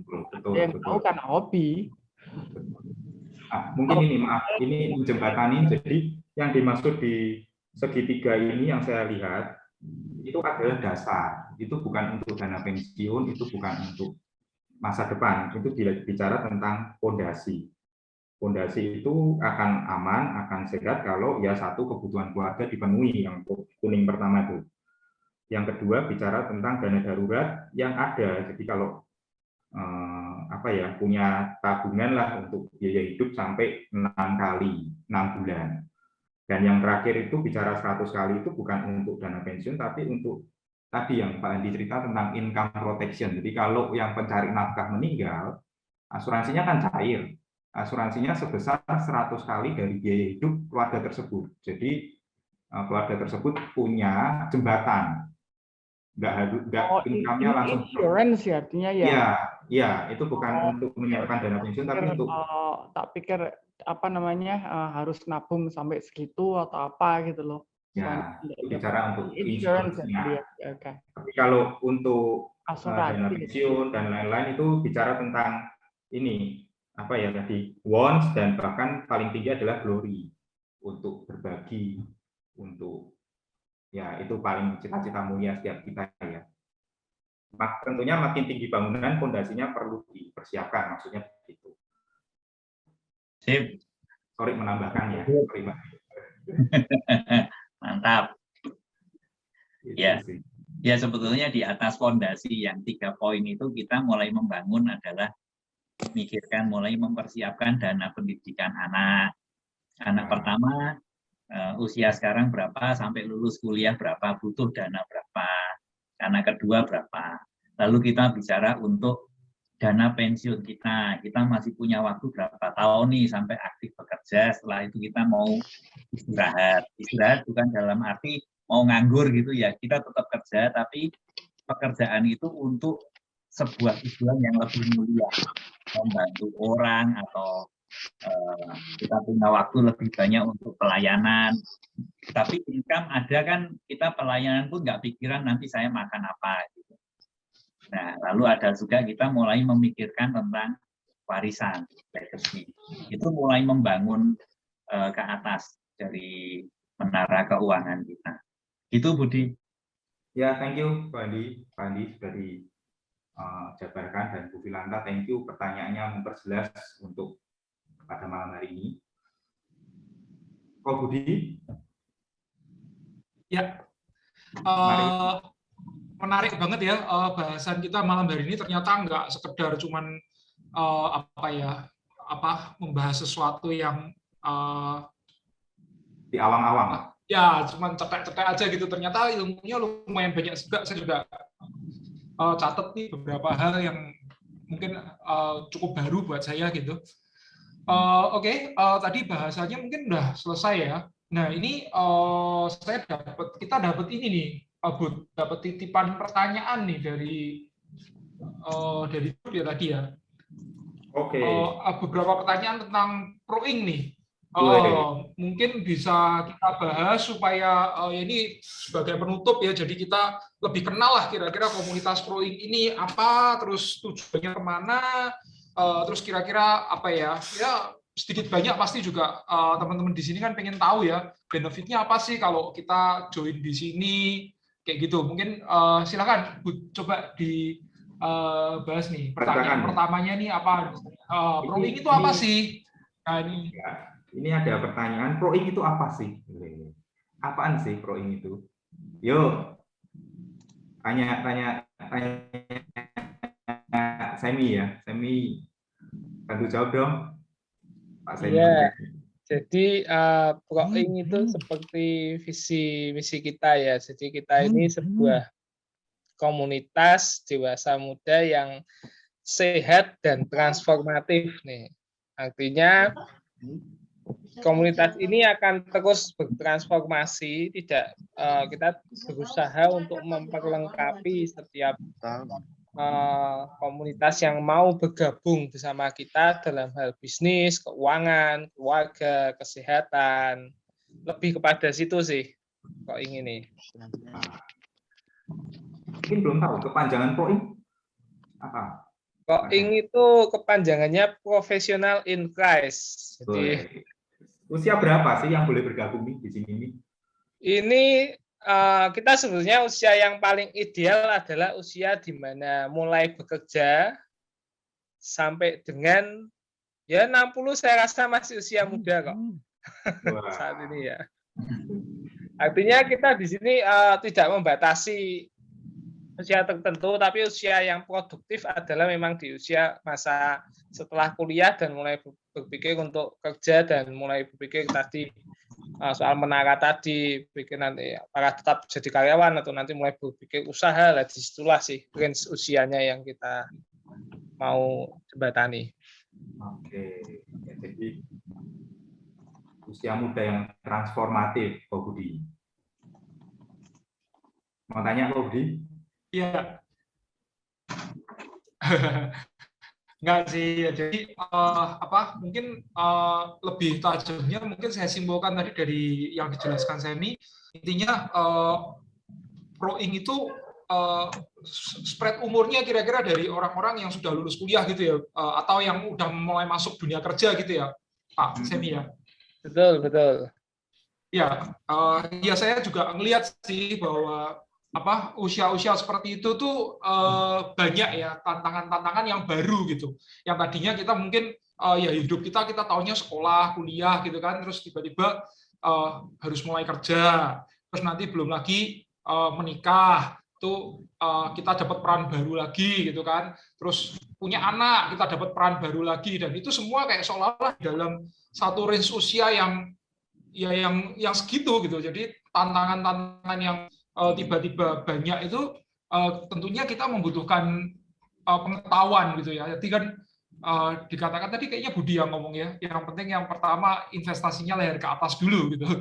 Jadi kita investasi di pemikiran kita dulu gitu, untuk supaya kita bisa menang dalam kehidupan ini gitu. Ya itu saya lihat sih kayaknya Proing arahnya ke sana gitu ya Pak Sen. Ya, jadi buat teman-teman yang di sini yang mendengarkan ini mungkin juga bisa mengajak teman-teman yang lain, kalau ada, yuk sama-sama kita bertumbuh dalam komunitas yang sehat, dalam komunitas yang positif, supaya kita boleh saling berbagi. Seperti hari ini luar biasa, mungkin saya pun menerima ilmu-ilmu yang baru dari teman-teman yang dijaringkan gitu. Artinya kita mau membuat komunitas ini supaya selalu ada hal positif yang selalu kita bagikan gitu. Dan aku pikir ini kayak seperti malam ini kan banyak pertanyaannya juga ya, tanya jawabnya gitu toh. Iya. Ya. Saya pikir juga yang dibutuhkan ya, soalnya kalau cuman cuman Satu arah. knowledge yang satu arah, lah ya YouTube tuh ada 100.000 macam yang sudah bisa di browsing, bisa didengar, tapi itu kan satu arah ya, kita nggak bisa tanya balik gitu kan. Nah, kalau pas lagi di sini kan kita nanya, ini aku ada gini, what you think, apa segala macam-macam gitu. Mungkin itu saya pikir cukup penting juga mungkin ya. Saya nggak tahu, tadi kan kayak Pak Sugiharto tadi kan juga, aku ada masalah gini, gimana kok kan gitu. Terus ada beberapa orang yang ngasih masukan ya, mungkin ada bayangan, oh iya. Betul. Nah, the sesi tanya bisa freely nanya gitu loh, daripada cuma dengerin satu arah ya. Nah, nanti sesi itu mungkin teman-teman bisa share di grup tuh, makanya kita undang teman-teman Sobat Proing ini di grup tuh boleh untuk tanya apapun gitu loh, seputar bisnis, keuangan, itu nanti kita pun terbuka. Kita di sini tidak ada, setiap pertanyaan kan selalu tidak, dalam hal ini tidak ada jawaban benar dan salah ya, artinya setiap orang punya pendapat, setiap orang punya pengalaman masing-masing, itu yang pasti sangat memberkati gitu loh. Yes. Oke, so tadi mau menambahkan apa? Nambahkan apa ini? Yes. Ada ini apa? Tujuan Proing ini lebih ke mau dibawa kemana sih kita ini? Yes. Gini, apa ya? Kita itu di komunitas ini ya, kan usia-usia yang produktif ya. Ya, kita tentunya pengen kita itu hidup dalam kebenaran firman, dalam berkat yang memang itu berkat dari Tuhan, dan kerja kita tetap baik. Kita jadi orang yang benar, yang pertama ya, kita jadi orang yang benar. Terus kita itu tumbuh dari sisi kompetensi kita di bidang kita masing-masing. Kalau saya di bidang industri perkayuan ya, saya harus grow, apa istilahnya? I have to excel myself. Saya harus meningkatkan diri saya menjadi orang yang ahli di bidang industri perkayuan. Yang bidang asuransi harus belajar untuk kompetensinya naik di bidang asuransi, yang di bidang finance. Tapi pertama harus benar dulu, dasar firmannya kuat, baru kita tuh membekali diri kita dengan banyak ilmu, banyak pengetahuan di bidang kita masing-masing. Setelah itu kita menjadi orang yang bisa menyampaikan dan menularkan berkat ke orang lain. Nah, goalnya itu ke situ.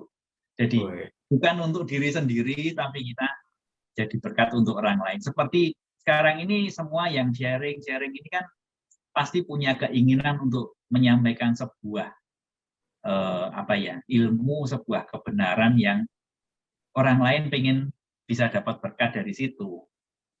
Ya, kita mungkin tidak harus menjadi seorang yang ahli sekali, tapi ada pengalaman-pengalaman yang kita bisa bagikan. Ya. Berbagi ya. Jadi Ya, menjadi benar adalah visi dari Proing ya. Menjadi betul. benar dan menjadi berkat. So sudah benar nih ikut malam hari ini nih. Ya, Pak Budi ya. Ya, siap. Saya ini ketawa-ketawa terus loh. Artinya berkat dan juga tempat untuk bisa bertanya gitu ya. Betul, betul. Kita komunitas yang baik, komunitas yang ya saya juga terberkati ya dengan siapa kita berkomunitas, dengan siapa kita bertemu, berkumpul itu tentunya banyak mempengaruhi pola pikir mindset kita. Ya. Oke, thank you. So, ada lagi yang mau disampaikan? Aku mau nambah ya. Ini tadi kan 4 hal yang disampaikan tentang keuangan tadi itu, utang, inflasi, risiko, ego. Yes. Kalau kita ngomong tentang keuangan, menurut aku ada satu hal yang rada kurang ke highlight di sini. Menurut aku, kalau kita ngomong keuangan itu, kita biasanya tuh sibuk dengan caranya gimana untuk dapetin duit, untuk cari uang, dan lain. Tapi begitu sudah dapat uang, nggak ada yang ngajarin, and then what do you do with that? How do you handle that? How do you manage that? Dan banyak anak muda itu yang tak lihat-lihat itu nggak kepikir bahwa nanti suatu saat tuh kamu akan tua. Oh, udah tua, kan sakit-sakit, kita mesti pengen kerja pun belum tentu bisa. Jadi harus siap-siap uang untuk dana pensiun itu harus dipersiapkan dari muda. Itu yang seringkali nggak kepikir loh anak-anak loh. Anak-anak loh, jadi aduh orang yang umur 40-50 tahun pun juga masih banyak nggak pikir ke sana. Ya, betul. Jadi itu yang saya mau anjurkan untuk teman-teman, as early as possible, start saving your money. And saving itu bukan saving. Kadang ada yang ngomong, oh ya, I'm saving money. Oh ya, I'm saving money for a motor. Itu bukan saving money tahu. Itu ngumpulin duit untuk nanti mau dibelanjain gitu kan. Saving money itu artinya you put money aside, you don't use that, and then itu mbok celengin nanti dari uang itu bunga berbuka puluhan tahun, nanti sampai kamu tua terus kamu bisa ya pensiun hidup dari situ. Soalnya kalau kamu nggak siap dana pensiun, nantinya harus sama anak loh. Betul. Harus minta dengan anak, apa enak? Itu sangat tidak enak pastinya. Ya, anakmu mungkin ngasih, menantumu bisa benci kali nanti gitu loh. Itu hal-hal yang nggak dipikirin sama orang-orang rata-rata. And begitu every time I bring it up, they shock and sadar and ya tapi shock. Jadi saya pikir di belakang ya. Oh, itu sesuatu yang perlu dipikirin dari as early as possible and jangan mikir aku masih muda belum perlulah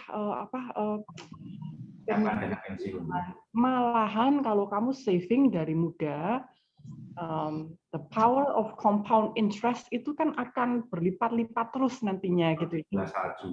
Nggak begitu efek kamu mulai nabung sudah umur 50 tahun.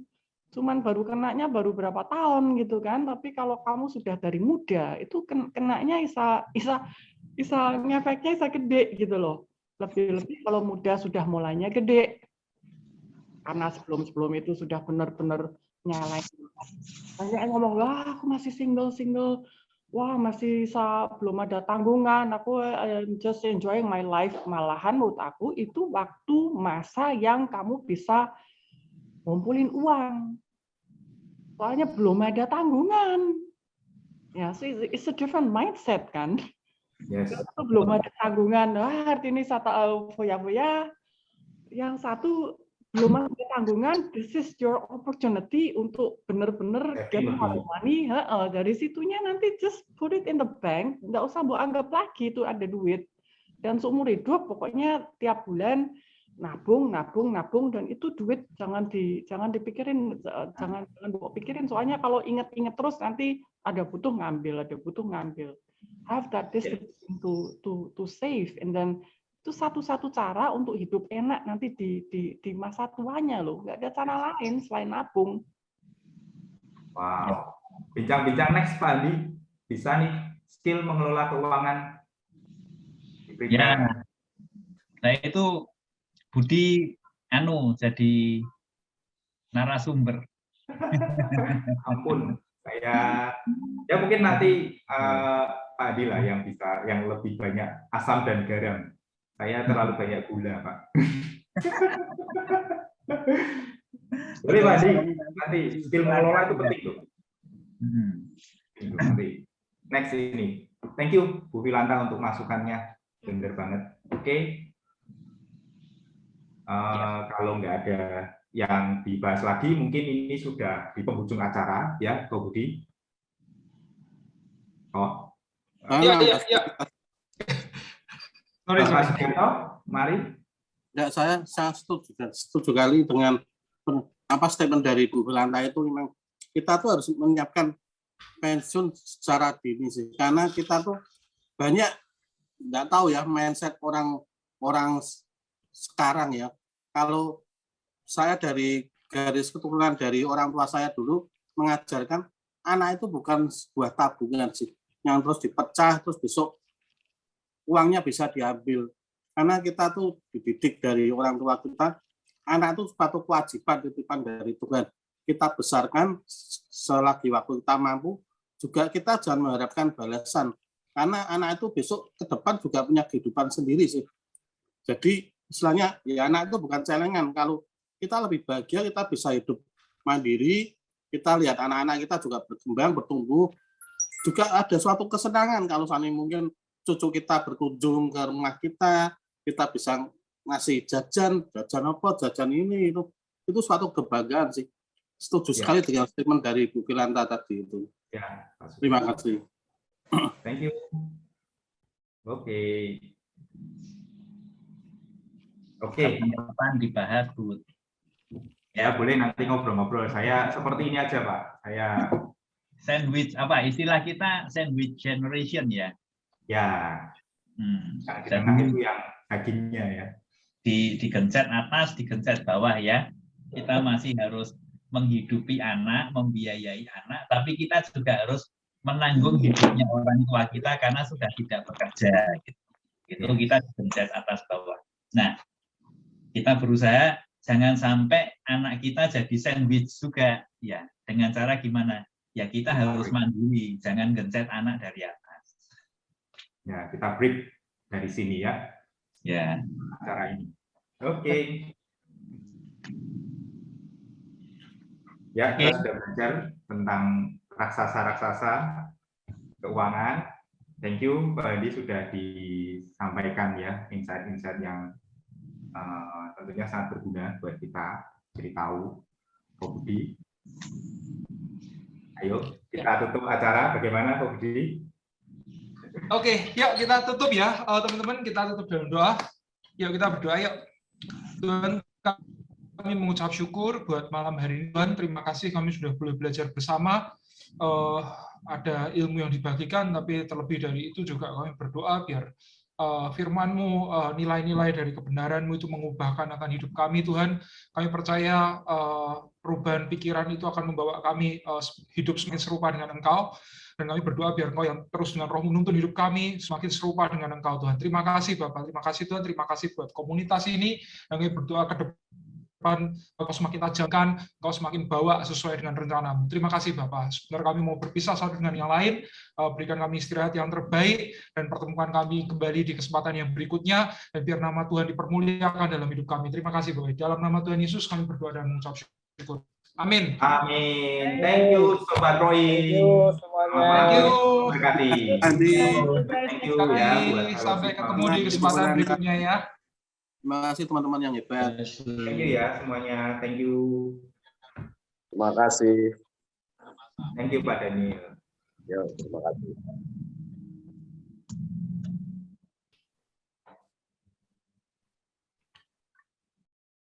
kasih musik ini harusnya biar.